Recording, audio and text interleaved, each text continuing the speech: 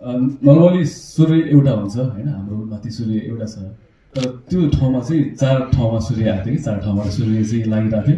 एउटा माथि सन भइहाल्यो, तलबाट एउटा बालुवाको रात, त्यसपछि रिफ्लेक्टर, अनि 4वटा सूर्यले चाहिँ ताप दिँदाखेरि कस्तो होला त्यहाँको तापक्रम होइन।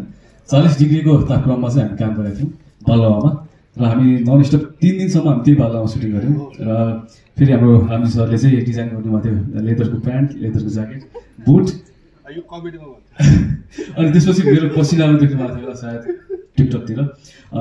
नर्मली मेरो चाहिँ बगिरहन्थ्यो कि पसिना चाहिँ हातबाट तर बगिरहन्थ्यो सुटिङ गर्दाखेरि।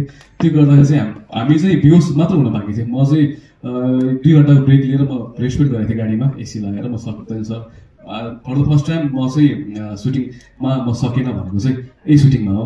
म सकेन सर, एकछिन मलाई ब्रेक दिनुहोस् प्लिज प्लिज, म त बेहोस हुन्छु भनेको थिएँ मैले। सो त्यति बेला उहाँले मलाई ब्रेक दिनुभएको थियो, त्यसको लागि थ्याङ्क यू। 2 घन्टापछि म आएर अनि कन्टिन्यू गरेको सुटिङ। सो एकदम राम्रो भएको थियो। तपाईँले हरेक टेकमा